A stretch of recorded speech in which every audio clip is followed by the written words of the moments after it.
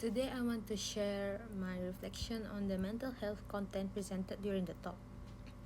The material focused on the challenges students commonly face, how mental health issues show themselves, way to cope and where to get help. As I went through it, I realized how closely these points relate to real student life. One of the key things highlighted was the many factors that affect students' mental well-being. Academic pressure is one of the biggest.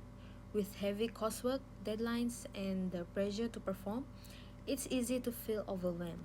Financial stress is another major challenge. The cost of studying, living expenses, and other responsibilities often become a silent burden many students carry. There are also points about social isolation, homesickness, and relationship problems. For students who study far from home, adjusting to a new environment can be emotionally difficult. Missing family, deadlining with loneliness, or managing conflicts with friends or partners can easily affect our mood and motivation. Performance anxiety and the pressure to succeed were also mentioned. Many of us push ourselves to meet expectations, whether from family, society, or from ourselves. This constant pressure can turn into stress and worry when we feel like we are not doing enough. Another important aspect was the role of sleep, physical health issues, and social comparison. Many students struggle to maintain a healthy sleep routine, which affects concentration and emotional stability. Some deals with personal health condition that makes daily tasks really hard. And with social media, comparing ourselves to others has become most automatic. Seeing other people's achievement can sometimes make us feel inadequate even when we are doing our best. The talk also explained how mental health issues shows up in our everyday lives.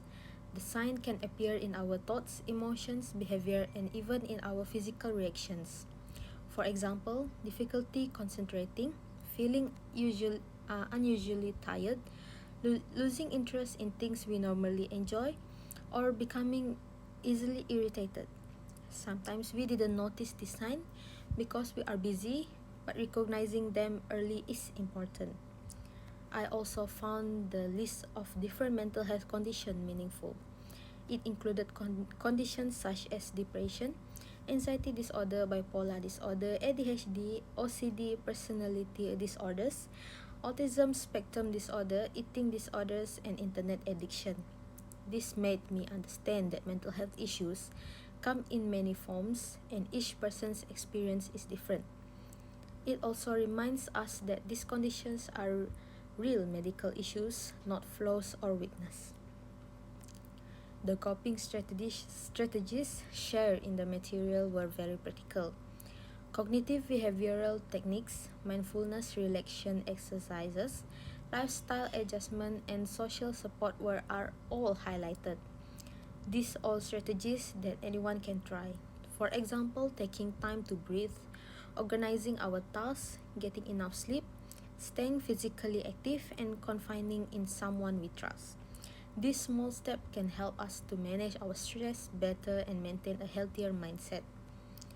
The explanation of stress and anxiety also stood out to me.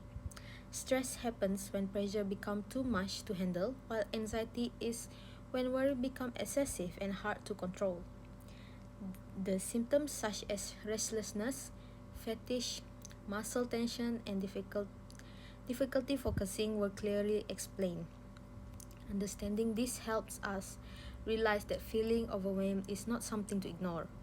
If these symptoms continue, it may be a sign that we need support.